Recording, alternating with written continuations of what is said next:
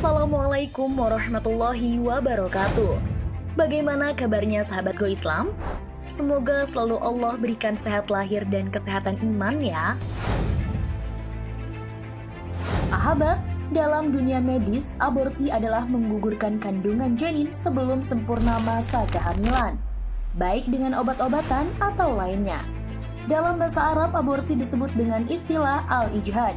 Kata al-ijhad berasal dari kata ajhada yajhidu, yang memiliki arti wanita yang melahirkan anaknya secara paksa dalam keadaan belum sempurna penciptaannya.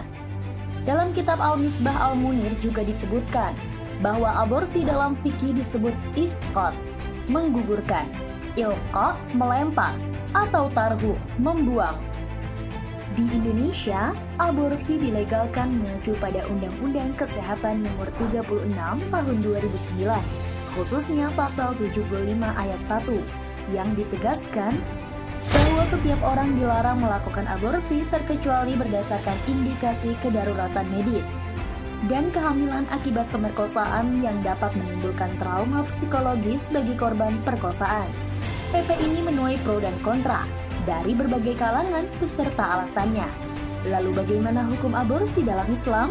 Silahkan sahabat simak video ini sampai selesai, hanya di channel Go Islam. Namun sebelum diulas lebih lanjut, jangan lupa klik subscribe, like, dan klik lonceng notifikasinya terlebih dahulu, agar channel Go Islam dapat terus memberikan manfaat khazanah keislaman untuk umat. Sahabat, aborsi bukanlah semata masalah medis atau kesehatan masyarakat, melainkan juga problem sosial. Di lapangan banyak faktor pemicu sehingga dilakukan aborsi. Korban pemerkosaan yang mengalami trauma psikologis, apakah harus meneruskan kandungannya? Ibu yang kehamilannya diindikasikan oleh dokter akan membahayakan jiwa si ibu.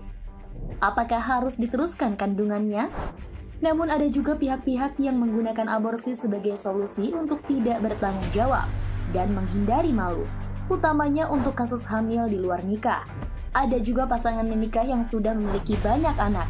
Alasan-alasan seperti ini diberikan untuk mencoba meyakinkan dirinya bahwa membunuh janin yang ada di dalam kandungannya adalah boleh dan benar. Dalam pandangan mazhab Hanafi, aborsi hanya dibolehkan sebelum 4 bulan usia kandungan. Akan tetapi, bukan berarti pengguguran tersebut tidak mengakibatkan dosa, tetapi dosanya tidak sebesar dosa membunuh manusia. Alasan dilakukannya aborsi yang dapat diterima antara lain apabila sang ibu merasa tak kuat mengandung terlebih melahirkan, baik karena alasan sakit atau lainnya.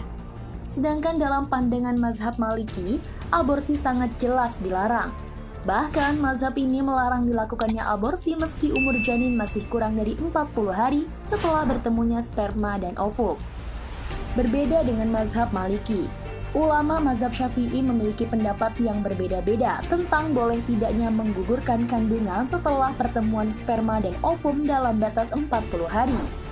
Namun, mereka sepakat tentang haramnya aborsi setelah 4 bulan masa kandungan. Di lain sisi, mazhab Hanbali menilai aborsi mubah atau dibolehkan selama kandungan belum berlaku 40 hari dan dilakukan dengan obat yang dibenarkan. Meski berbeda-beda, seluruh mazhab sepakat bahwa haram menggugurkan kandungan setelah 4 bulan kehamilan. Jika dilakukan, maka yang bersangkutan dinilai berdosa dan wajib membayar diah atau denda sebesar 1/20 dari diah pembunuhan. Walau demikian, ulama juga menyepakati dibolehkannya aborsi jika dokter yang terpercaya menyatakan bahwa janin yang dikandung dapat membahayakan nyawa sang ibu. Beberapa ulama bahkan menilai kasus macam ini wajib hukumnya. Sedangkan pelaku aborsi yang disebabkan akibat kecelakaan atau tidak didasari ikatan pernikahan, maka pelaku dinilai melakukan 2 kesalahan. Pertama, hubungan seks di luar nikah. Kedua, aborsi di luar yang telah ditentukan oleh para ulama. Dalam Islam, negara bertanggung jawab menerapkan aturan-aturan Islam secara utuh dalam mengatur seluruh urusan umat, sehingga umat mendapatkan jaminan keamanan dan kesejahteraan secara adil dan menyeluruh. Selain itu, negara sebagai pelaksana utama diterapkannya syariat Islam, berwenang untuk memberikan sanksi yang tegas kepada pelaku tindak kejahatan. Dengan ketakwaan individu senantiasa terikat dengan aturan Islam secara keseluruhan, kontrol masyarakat dan peran negara senantiasa beramar ma'ruf nahi mungkar, maka umat manusia akan tercegah dari perbuatan maksiat termasuk pelecehan dan kejahatan. Sahabat, semoga kita dan keluarga kita dijauhkan dari kejahatan aborsi. Kita bekali anak-anak kita dengan pondasi ilmu agama yang baik, lalu dilindungi dan diawasi mereka dari pergaulan yang tidak baik, yang jauh dari nilai moral dan agama. Semoga Allah senantiasa menjaga sahabat, keluarga sahabat, dan kita semua dari segala keburukan moralitas pergaulan saat ini. Amin ya Rabbal Alamin. Wallahu a'lam bishawab. Sahabat Go Islam, jika video ini memberikan manfaat, jangan lupa untuk share ya, agar kita ikut menyebarkan kebaikan. Karena kata Rasulullah, barang siapa menunjukkan manusia kepada kebaikan, maka ia memperoleh pahala seperti pahala orang yang melakukannya. Hadis riwayat Muslim. Wassalamualaikum warahmatullahi wabarakatuh.